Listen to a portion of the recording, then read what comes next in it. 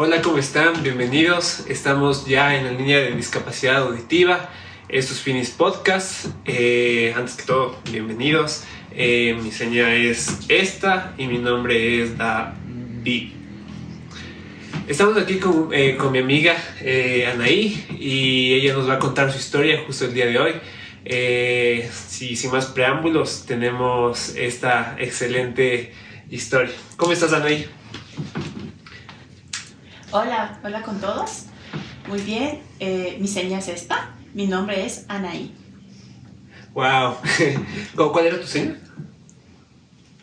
Esta es mi seña. Ah, esta. Súper chévere. Bueno, para comenzar un poquito, quiero preguntarte una pequeña cosa, y es, si tu vida fuera un libro, ¿cómo le llamarías? Puede ser la identidad de los sordos en visión de Anaí. Porque es que, bueno, no hay una identidad como persona sorda, sino cada uno tiene su historia, entonces es cada uno su identidad.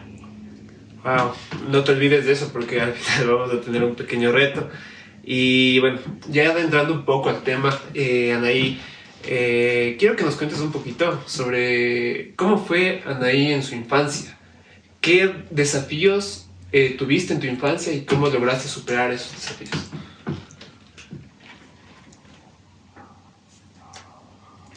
Ok, cuando yo nací, cuando yo era niña y vieron que era sorda, no sabían que era sorda. Yo pensaba que era igual que las otras personas. Cuando yo entré a la escuela de oyentes, más o menos de unos 5 años, y después ya me cambiaron a un colegio de personas sordas. El INAL antes, ahora el UESME. ¿Cómo fue mi aprendizaje? Pues gracias a mis padres. Mis padres también son sordos. Entonces fue muy fácil para mí la comunicación con mi lengua materna, que es la lengua de señas. Porque, claro, mi primer idioma fue la lengua de señas. Yo desde los 6 meses de edad aprendí a signar. Y de ahí en adelante, pues la comunicación con mis padres siempre ha sido muy clara y muy efectiva. Justamente el tema cuando tú dices que entraste a escuela de oyentes, ¿cómo pudiste adaptarte en ese ambiente? Buena pregunta. Yo como era niña, y les comentaba que yo no sabía que era sorda, pensaba que todos estábamos igual. Yo me sentía como que valiente, curiosa, siempre quería saber las cosas, pero buscaba cómo solucionar mi comunicación, ¿no? Entonces hacíamos como que papelitos para poder comunicarnos, como expresión obviamente. Entonces no sentía como esa barrera de la comunicación. Para mí era fácil porque éramos niños, ¿no? Entonces buscábamos estrategias para cómo jugar. Y mis padres también siempre estuvieron pendientes de mí. Yo nunca me sentí con vergüenza, ni con miedo, ni tímida. Siempre traté de involucrarme fácilmente con la comunidad. Claro, como era inocente, entonces yo trataba de comunicarme con todos, ¿no? Pero cuando yo entraba a la escuela, extrañaba mi casa, pero cuando estaba en mi casa extrañaba la escuela. Y claro, mis papás me enseñaron, ¿no?, las cosas de la escuela. Y claro, como no aprendía igual que el resto, entonces me tocaba regresar a casa y seguir como en modo de escuela aquí en la casa, que mis papás me nivelaban, digamos, de los conocimientos de la escuela. O sea, ese fue un desafío que tú pudiste superar. Y justamente hablando de este tema, no muchas personas en la sociedad conocen las historias de las personas sordas cuando se integran a escuelas de oyentes, y es necesario que las personas también sepan qué dificultad y cómo pueden ayudar. Y en ese sentido, Anaí, después de que tú pasaste de la escuela oyente a la escuela sorda, ¿cómo fue tu experiencia en la escuela? ¿Cómo eran ahí los estudios? ¿Si era buena estudiante o no te gustaba mucho hacer deberes y ese tipo de cosas? Bueno, mis padres desde chiquita me decían que sí estudie. Bueno, mi mamá me contaba que desde chiquita estudiaba, me gustaba mucho dibujar, aprendía mucho con dibujos, sí, pero cuando estaba en la escuela de, ¿cierto? Con la escuela de sordos, me sentía en verdad como, sí, no me gustaba mucho la escuela, pero cuando ya estaba en la secundaria, ya cuando era un poco más joven, sí. Porque a mí me parecía la escuela como que muy fácil, ¿no? Entonces como que me aburría rápido y no hacía. Pero es que la escuela de colegios de niños sordos es más lenta, más retrasada a comparación de lo que es en la escuela de oyentes, ¿no? Entonces aprendíamos palabras, pero como que nos demorábamos mucho en ese tiempo. Para hacer una comparación, ¿no? Por ejemplo, los niños oyentes dicen papá y escuchan, aprenden y ven la palabra. Entonces es más fácil para ellos comprender ya e interiorizar esa palabra. Para nosotros es hacer un papel que grafique la palabra papá, después el gráfico de un papá y después la seña. Entonces es un proceso un poco más largo, ¿no? Entonces nosotros somos muy visuales, ¿no? Entonces necesitamos poder implementar estos pictogramas para poder comprender y afianzar lo que estamos aprendiendo. Entonces, de esa forma aprendemos más rápido, obviamente, pero es un proceso un poco más largo, ¿no? Entonces, cuando estoy en la escuela de niños sordos, yo ya conocía lo que ellos recién estaban viendo, entonces para mí se me hacía un poco más fácil, ¿no? Por ejemplo, mis compañeros, muchos de sus familiares no saben señas, entonces para ellos no tienen una lengua materna en sí, entonces tienen que recién aprender señas cuando recién entran al colegio, y entonces todo eso también causa retrasos en el aprendizaje grupal, digamos, ¿no? Entonces no se puede avanzar muy rápido porque obviamente tenemos que tener paciencia de que las personas que no saben señas primero aprendan señas y después aprendan lo que tenemos que aprender. Entonces sí es problemático y no es problema del colegio en sí, sino es problema que los padres no se hacen responsables y aprenden lengua de señas para enseñarles a sus hijos desde pequeños para que no tengan ese retraso educativo que genera estos problemas. Entonces no sé, yo desde chiquita era muy controladora, entonces trataba de solucionar las cosas, pero sí, o sea, esa es mi percepción con este tema. Oye, que es demasiado inspirado poder escuchar esta historia, porque realmente los niños, como tú dices, y en educación así, aprenden por repetición. Generalmente hay etapas donde ellos miran, escuchan y repiten. Pero sí es súper importante saber también este tema de cómo aprenden los niños sordos y justamente en las escuelas que también para que se puedan integrar, yo creo, niños sordos con niños oyentes, que puedan haber la infraestructura adecuada, los materiales adecuados para que también puedan aprender de una mejor manera. Es verdad, es importante tener el material adecuado para una buena educación. Claro, cuando llegan los niños sordos a las casas de familia oyente y no saben señas, no pueden desarrollar igual que desarrollamos el resto de niños. Sí. Ahora, pasando un poco de tu infancia hacia ya tu juventud, ¿cómo fue esa transición? ¿Cómo tú pudiste adaptarte ya a esa parte, al colegio? ¿Cómo fue esa etapa? Bueno, antes, primero mi primera escuela fue de oyente, después me cambié al colegio de niños sordos, pero no me gradué. Después otra vez en la secundaria me cambié a un colegio de oyentes. Yo me sentía, ya no era obviamente inocente, entonces para mí fue un impacto. Los niños como que somos inocentes y jugamos y nos aceptamos y todos somos iguales, no pasa nada. Pero ya cuando estás en la secundaria ya es diferente, ¿no? Entonces, yo amo signar, amo a mi familia sorda. Entonces, yo siempre signo muy rápido, ¿no? Porque es mi identidad. pero justo mis padres decían, tienes que cambiar, en el colegio de oyentes ya no vas a poder hacer eso, ¿no? Entonces, pero sí puedo. Entonces un día en clases entro y en verdad yo no quería. Me fui con mi papi y dije, no, por favor, regrésame a la escuela de niños sordos. Y dice, ¿por qué? Sí puedes, tú, sé valiente, sí puedes. Y no, yo no puedo. Entonces, mi papá, y claro, mis compañeros oyentes me estaban viendo, y claro, yo sentía esa presión de que me estaban viendo. Entonces, mi papá me empujó hacia dentro del aula para que ya ingrese, ¿no? Y mi intérprete igual estaba ahí. Pero sentía mucha vergüenza, me sentía sola, no había con quién signar, entonces fue un impacto súper fuerte, ¿no? Todos, claro, mis compañeros oyentes no sabían señas, entonces no había cómo comunicarse, entonces me sentí un poco frustrada, ¿no? Pero con el paso del tiempo, ya mis compañeros oyentes también iban comprendiendo la dinámica, había respeto, pues, bueno, a ver cómo. Sí sentí un poco de discriminación, ¿por qué? Porque mis compañeros oyentes, sí, siempre yo estaba con intérprete, ¿no? La profesora dictaba su clase, el intérprete pasaba la información.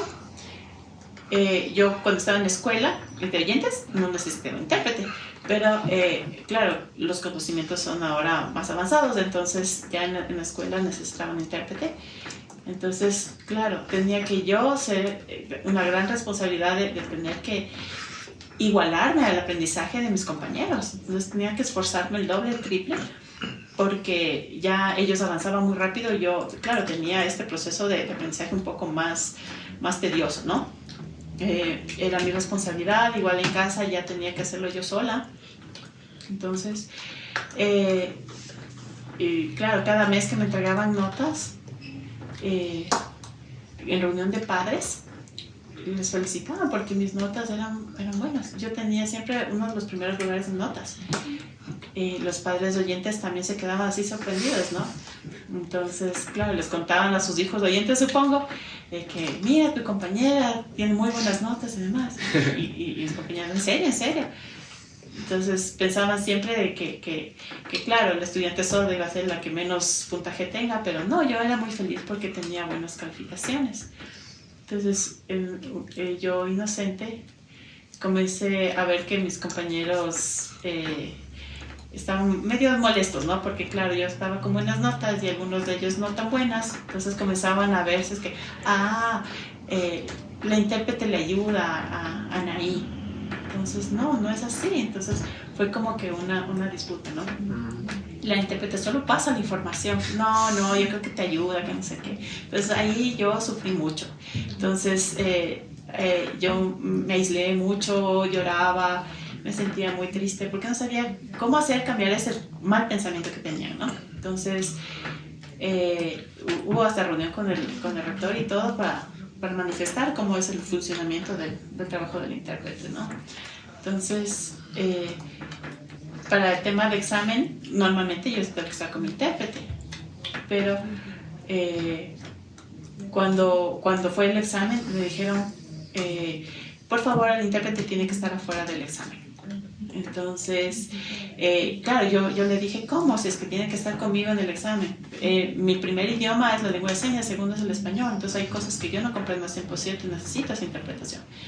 Entonces, cuando dieron esa orden de que tiene que estar el intérprete afuera en los exámenes, pues ya, yo me esforcé mucho y respondí mi examen, comprendiendo lo que yo quería. Y bueno, di mi examen sin intérprete. Y de todos modos saqué una buena calificación. Entonces el profesor dijo, ya ven que no deben pensar mal, no deben pensar que la intérprete de Anaí le está ayudando con los exámenes, sino que ella sola puede hacerlo también. Entonces esa parte no me gustó, fue muy frustrante. No sentí esa confianza de tener amistades reales con mis compañeros oyentes. Entonces siempre pasaba con mi intérprete conversando hasta que me gradué, porque así sentí como un compañerismo real, ¿no? Cuando yo me gradué, en sexto curso, yo fui la primera escolta del estandarte nacional. Wow. Entonces sí, me siento muy orgullosa por eso. Entonces sí. No, es bárbaro, como diría Kung Fu Panda. Pero, o sea, tú tienes muchos logros dentro de tu proceso en la secundaria. Me dijiste que tus calificaciones. Y aquí quiero recalcar un punto, y es justamente el desconocimiento de las personas oyentes hacia las personas sordas. Es este tema de no reconocer sus logros, porque la discapacidad se ve como eso, o sea, como limitante, como si es que tú eres discapacitado no vas a poder. Y justamente es esa percepción que nosotros tenemos que cambiar como sociedad para poder resaltar los logros de las personas. Y entrando un poco en tus logros también, ¿qué logro te quedas tú? ¿Con qué logro? ¿Cuál dices yo si me quedaría con este logro y lo pondría como un trofeo en mi cuarto? ¿Qué logro sería?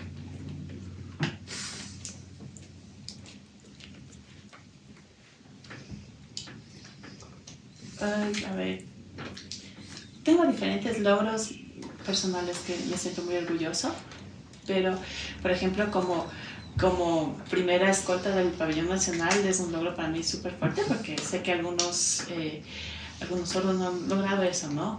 Dentro de una educación inclusiva. Entonces, para mí ese tal vez sería uno de los logros más fuertes.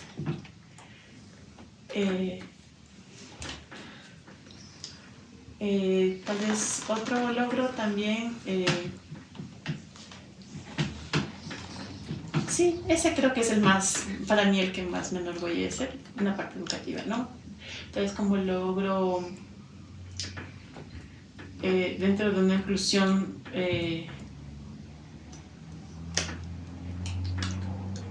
claro, dentro del colegio de sordos, lo importante es como la comunicación, el mantenernos en comunidad, podernos comunicar adecuadamente, pero claro, siempre tenemos miedo al rechazo cuando entramos a un colegio de inclusión, entonces sí, como que son esas fortalezas que me han dado esas experiencias. Sí, imagínate, ser escolta es un buen logro, no te voy a mentir. Yo era escolta, pero de los supletorios, siempre me quedaba en los supletorios, me quedaba en 7 materias y bueno, no era porque yo quería, pero bueno, es un logro. Imagínate un oyente, yo no era para nada bueno en la escuela, pero yo resalto eso y quiero aplaudirte porque el tema de poder sacar adelante tus estudios a través de sus desafíos y superarlos es una forma de decir que las personas sordas pueden y que se pueden insertar en el mundo y en la sociedad de oyentes y pueden lograrlo incluso mucho mejor. Ahora, en el tema ya cuando tú te graduaste, ¿cómo afrontaste eso? ¿Qué decisiones tú tomaste? ¿Qué carrera seguiste? Espérense, les tengo que contar. Cuando yo ya me gradué en el colegio de oyentes, estaba yo buscando cómo ser una profesora de escuela para chicos sordos, ¿cierto? Entonces me dice, tú tranquila, Anaí, cuando tú te cambies a la escuela del colegio de oyentes, te gradúes, puedes después regresar a ser profesora. Entonces yo tenía esa opción, ¿no? de poder regresar al colegio de niños sordos para ser profesora. Entonces, claro. Entonces yo les decía, no, sí se puede. Entonces cuando ya me gradué, y digo, ya ven que sí pude graduarme, entonces los profesores del colegio de sordos me felicitaron. Pero yo decidí ingresar a la Universidad Católica a estudiar. Primero quería la carrera de finanzas,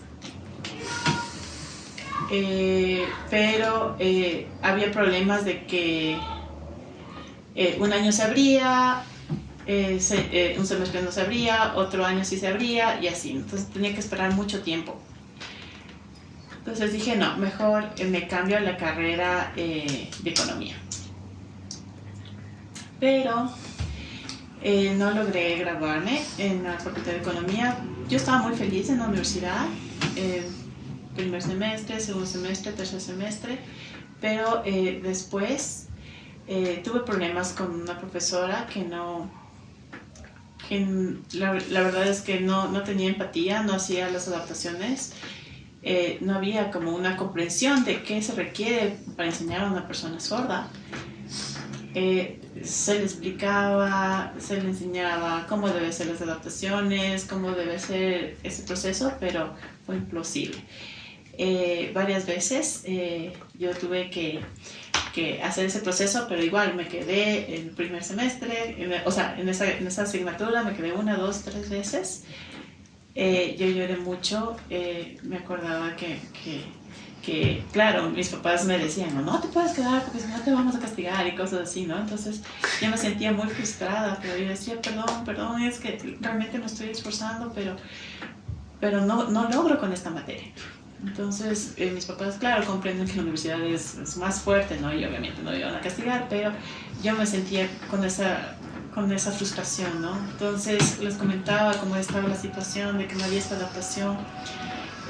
Fuimos a conversar hasta con el decano de la facultad, pero igual no sentí ese apoyo, ese respaldo.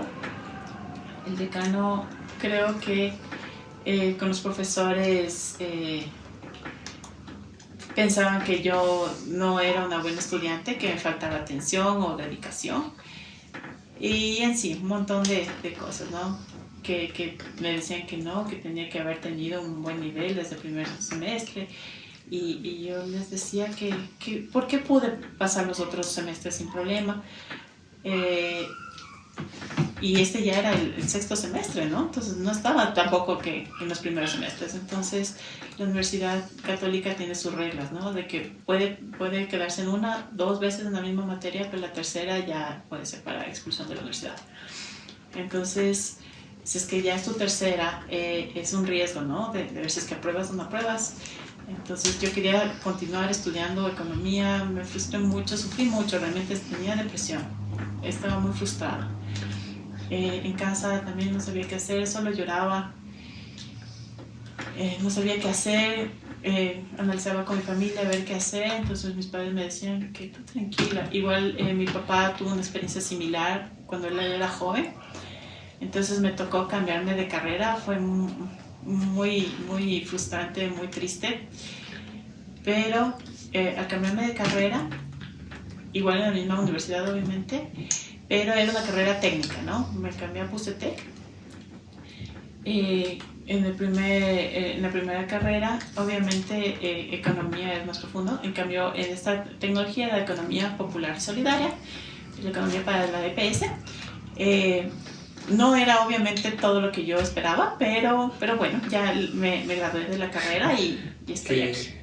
Es súper chévere. Y justamente sabemos que también gran parte sería del tema educativo se pueda adaptar en las universidades. Necesitamos que haya espacio inclusivo, necesitamos que incluso la malla se adecue también. Pero viendo esto, ¿cuáles fueron tus principales herramientas para que tú puedas sobrellevar todo este tipo de temas? Porque son conflictos que realmente son fuertes, pero estas herramientas, ¿cuáles fueron las que te ayudaron a salir adelante? Yo pienso que se necesita que la comunidad sorda busque este proceso de adaptación, ¿no? Porque no están bien. O sea, hay una parte, pero no están bien. Tenemos que siempre esperar, ¿no? Que se hagan, exigir que se hagan estas adaptaciones cuando ya debe estar, porque si es una institución que es inclusiva, ya deberían estar estas adaptaciones, ¿no? Entonces, no necesitaríamos que nosotros estar mendigando que nos hagan estas adaptaciones, ¿no? Necesitan saber que no nos tienen que enseñar de la misma forma que enseñan a las personas oyentes. Segundo, en las universidades en general, ¿no? Los profesores necesitan saber cómo enseñar a personas con discapacidad, porque todas las discapacidades son diferentes. Personas ciegas, personas sordas, personas con discapacidad física, personas con necesidades de adaptaciones, todas y cada una necesitan una adaptación específica, ¿no? incluso dentro de las mismas discapacidades, tener una adaptación personalizada, porque no nos podemos generalizar, ¿no? Entonces, eso deberían ver las universidades también como proyecto académico.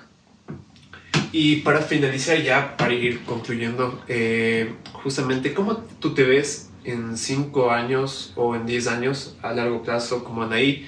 ¿Qué logros te ves viendo? ¿Y qué mensaje tú le darías a personas sordas que son niños y adolescentes que están pasando el proceso que tú pasaste?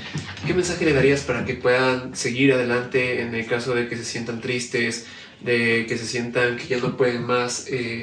¿Cuál sería tu mensaje?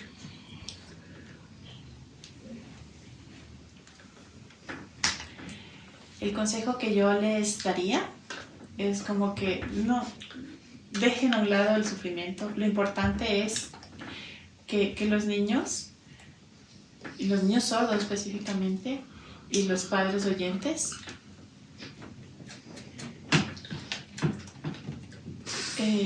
cuando nacen los niños sordos y no saben qué hacer con ellos, no sufran porque su hijo nació sordo. ¿Por qué? ¿Por qué van a sufrir? Es importante que ellos aprendan, ¿no?, cómo hacer. También es importante que los doctores sepan manejar esta situación, ¿no? Porque los doctores dicen, ay, lo siento, su hijo es sordo. Entonces, claro, los padres piensan que es algo negativo, que ay, ¿qué voy a hacer? ¿Cómo vamos a hacer eso? Entonces, desde ese comienzo, ¿no?, de que los padres oyentes no sufran de que sus hijos son sordos. Significa que es una nueva forma de aprender, es aprender un nuevo idioma. Tienen que responsabilizarse de eso, ¿no? Que tienen que aprender señas. Es como un idioma nuevo, ¿no?, para poderse comunicar. Si es que, por ejemplo, un padre extranjero sabe un idioma diferente, le enseña a su hijo, ¿no es cierto? Entonces es lo mismo, para que los niños sordos puedan desarrollarse. Es importante que, para mí fue fácil, porque mis padres los dos son sordos, entonces yo sí me desarrollé adecuadamente. Pero en verdad que para poder uno ser niño y poder irse a la escuela tranquilo, necesita tener una comunicación efectiva en casa también. Porque, por ejemplo, tiene problemas en la escuela y llega a casa, no puede contar cómo le fue, bien o mal. Pero cuando uno tiene esa tranquilidad de poder conversar tranquilamente con su familia, en casa es importante, ahí se siente ese respaldo, ¿no? Igual en el trabajo o en la universidad, me fue mal, y los padres no saben enseñar cómo le puede apoyar a su hijo para poder solventar estas emociones. Entonces ese es un consejo importante para los padres oyentes, que es, deben ustedes aprender lengua de señas para comunicarse efectivamente con sus hijos. Porque, claro, el entorno es siempre negativo, siempre discriminante. Entonces necesitan motivar a sus hijos para que sean valientes, para que salgan adelante. Por ejemplo, si es que Dios no quiera, cuando ya mis padres no estén aquí, yo me siento capaz de seguir adelante porque ellos me han dado esa fortaleza. Entonces eso es importante. ¿Y cómo te verías en 5 o 10 años? ¿Qué logros te ves alcanzando? Es cierto, me estaba olvidando de eso. Y en unos 5 o 10 años quisiera, si Dios quiere, seguir otra carrera universitaria. Porque yo quisiera, bueno, estoy ahorita analizando qué carrera estudiar, y también quisiera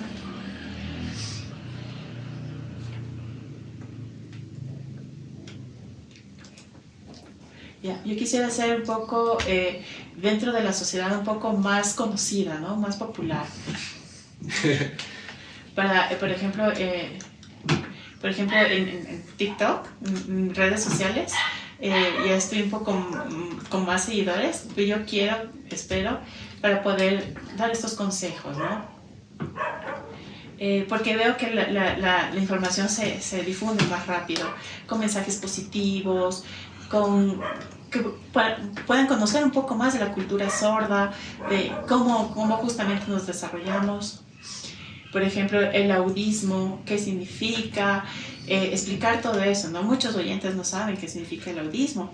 Entonces, todas esas cosas, ir socializando, ir influenciando, ¿no?, dentro de la información, para que poco a poco la sociedad también vaya conociendo un poco.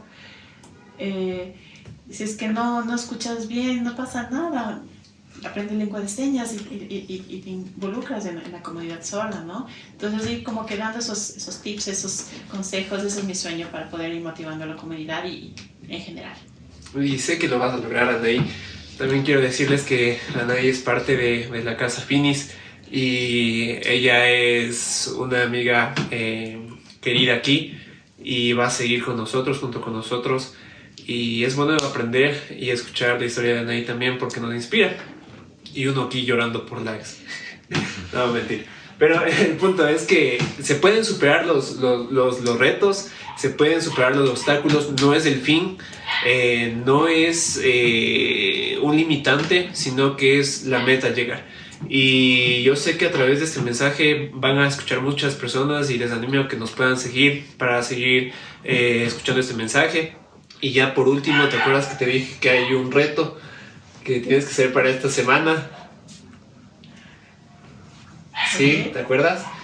Ahora el reto va a ser que tú puedas escribir un poema en lengua de señas que cuente tu vida. Puede ser un poema corto, mediano, como tú quieras, pero que tenga el título que tú le pusiste al principio y que cuente esa historia, pero un poema. Ese va a ser tu reto para subir las redes sociales, ¿te parece? Okay, reto aceptado.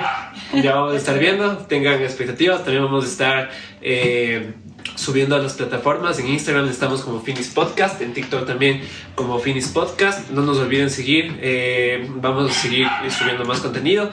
Y Anaí, muchas gracias, ha sido un placer y también un placer ser parte de este proyecto contigo. Igualmente para ti, muchísimas gracias por la entrevista y por la oportunidad. Muchas gracias. Gracias.